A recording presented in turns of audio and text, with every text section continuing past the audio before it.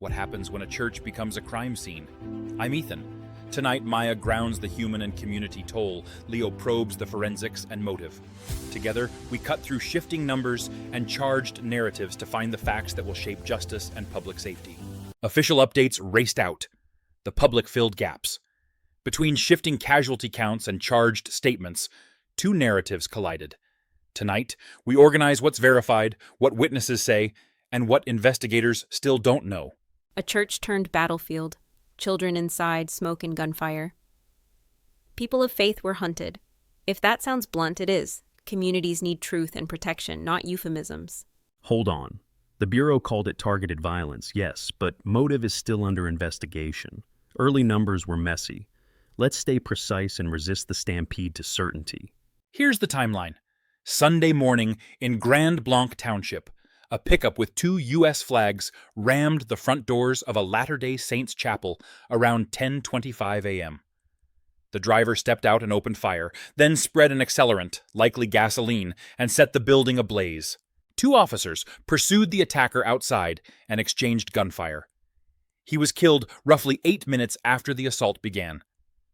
Police later identified him as Thomas Jacob Sanford, 40 years old, from Burton, a Marine veteran who served from 2004 to 2008 with a tour in Iraq. The speed and intent matter. Vehicle as a weapon, then fire as a weapon. That's layering harm. It feels planned, and the targets were worshippers. Call it what it is. Planned, maybe, but investigators are still sorting that out. Even in the presser, they said suspected devices were found, but it's unclear if any were used to start the fire. Facts first, labels later. Casualty updates did shift. Early hospital tallies cited 10 treated, some for gunshots, others for smoke. By late updates and follow-ups, officials reported 4 worshippers killed and 8 injured. The gunman was also killed. Searches continued as crews combed debris.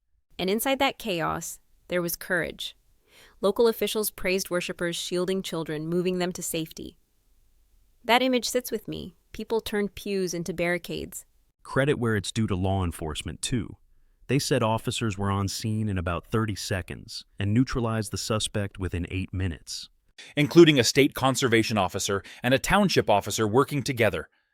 The FBI took the lead, calling it an act of targeted violence. ATF brought national fire investigators to determine cause and origin and examine possible explosives. Targeted whom? Members of the Church of Jesus Christ of Latter-day Saints? Witness accounts say the attacker disparaged Mormons. A local figure recalled him calling them the Antichrist. That is dehumanizing hate speech. And yet, officials cautioned, motive not definitively established. The White House press secretary said investigators believed he hated people of the Mormon faith and were probing planning, but still, they stressed restraint against premature conclusions. Community reaction was immediate. The township supervisor said, "This kind of violence doesn't happen in our community." A man arrived with a large wooden cross, saying, "I am here to shine the light.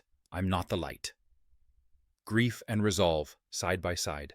National voices chimed in. The former president posted that the suspect is dead, and there's still much to learn, calling it another targeted attack on Christians. That frames a narrative before investigators finish their work. It can be true and still be early. But Maya here would add, calling a pattern isn't premature. Churches, synagogues, mosques, temples, houses of worship have been repeatedly targeted. We can say that and still await specifics in this case. Let's widen to the suspect's profile. Neighbors described a sometimes friendly, troubled man. 2 longtime friends said his truck accelerated toward them 2 days before the attack and he laughed. Others pointed to post-service struggles, including addiction. That's relevant context, not an excuse. Military service can leave scars. Still, millions of veterans do not do this. We should be careful not to stigmatize service while examining support gaps honestly. Support gaps are the point. If someone shows grievance and volatility, if friends see reckless aggression days before, where are the intervention pathways? Who could have acted and with what tools? Investigatively, warrants were sought to search his home. Federal, state, and local teams were seen late at a farm about a dozen miles away. The church itself was a total loss. Investigators said they had not cleared the entire structure amid heavy debris and heat. There were bomb threats at other locations later that day, Police responded to multiple churches out of caution. No confirmed links yet. That's the kind of ripple effect bad actors sometimes intend. Fear that multiplies itself. Which is why language matters. Calling Latter-day Saint members an antichrist isn't just crude. It primes violence. Dehumanization lowers the barrier to harm. Communities have to push back before someone lights a match. Push back, yes. Police the mind, no. We punish acts, not beliefs. If he made threats, report them. If he was spiraling, then help him, but we cannot criminalize ugly thoughts absent action. On the record, officials said an accelerant, believed to be gasoline, was used to start the fire. They confirmed suspected explosive devices were located, though they declined to say whether any initiated the blaze. ATF's National Response Team is on scene to analyze debris patterns. Layered weapons again. A vehicle, a rifle, accelerants, maybe devices. That is escalation by design. Congregations need training on evacuation, fire suppression, and safe rooms, not just active shooter drills. Practical steps, yes. Ushers with radios, doors that slow vehicles, coordination with local police. But also, media should breathe. The live clips we heard stumbled over numbers and names, fueling anxiety. Calm, verified updates save lives too. To that point, officials set up a family assistance center and a reunification hotline. They asked the public for tips and urged, if you see something suspicious, say something. The FBI directed tips to 800-call FBI and its online portal. Let's talk accountability upstream. Were there digital footprints? Did he post anti-Mormon slurs? Did someone flag them? Platforms can't hide behind neutrality when slur cascades translate to burned chapels. Platforms should enforce their rules, but be careful inferring causation. A yard sign at his house or a shirt in a photo is not motive.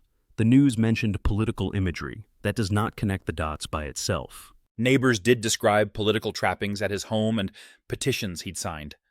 Those details show a life context, not a charge sheet. Investigators will look at digital records and communications for intent, planning, and possible accomplices or influencers. And they should also examine access. How did he obtain the weapon, the fuel, possible devices? Were there prior restraining orders, arrests, or signals that could have limited access? Policy lives in those details. Policy also runs into rights. Red flag mechanisms require due process and clear evidence.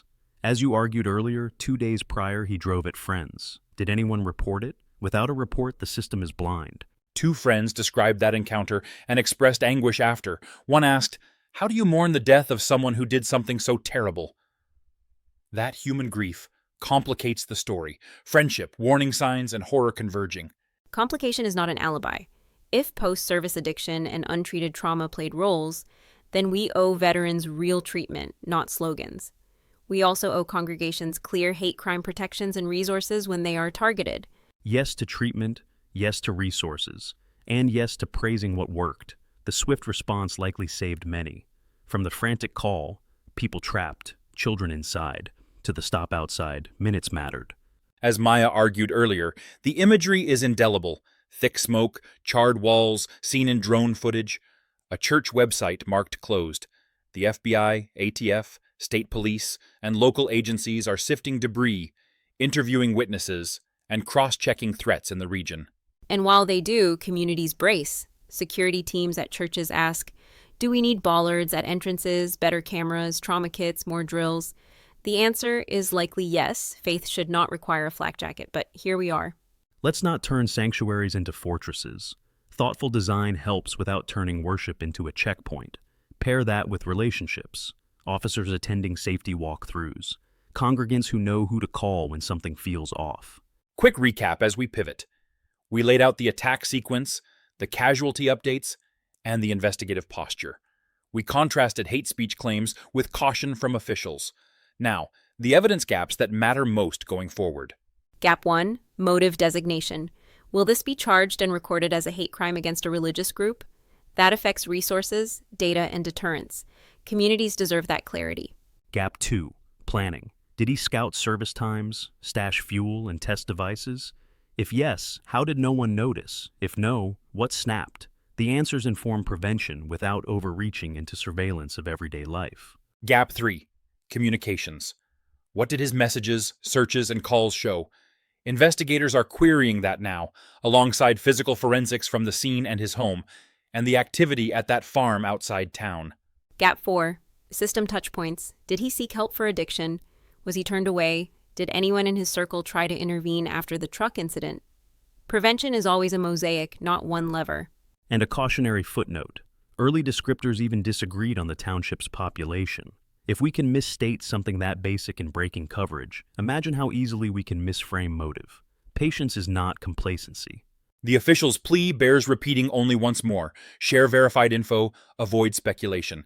If you know something, call 800, call FBI, or contact local law enforcement.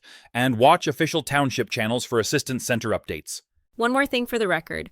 The shooter's family and friends are also grieving. Accountability and empathy can coexist, but empathy without change means we will be back here again. That is unacceptable.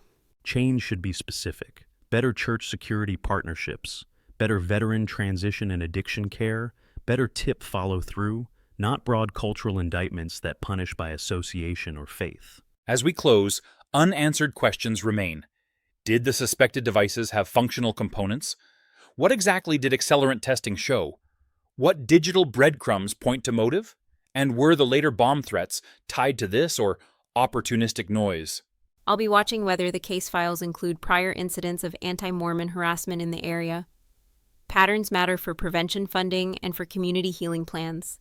I'll watch whether the timeline of response gets studied and shared. Those 8 minutes from first shots to stop, the 30 seconds to first officer, that's a model that can save lives elsewhere. And we'll monitor whether the official motive designation fits the evidence and whether the public narrative adjusts accordingly. As Maya noted, patterns are real. As Leo warned, details decide labels. To the community, vigils and wooden crosses can't rebuild a chapel, but they rebuild bonds. Keep showing up, keep documenting threats, keep insisting that faith spaces remain open and safe. And keep perspective. Evil acts want to dominate the story of a place. Refuse that. Tell the story of courage under fire, the shields around children, the sprinting responders, the neighbors who stayed to help. Next episode, we follow the forensics, accelerant analysis, device determinations, digital trails, and whether charges would have differed had the gunman lived. Until then, stay safe, stay critical, and keep listening.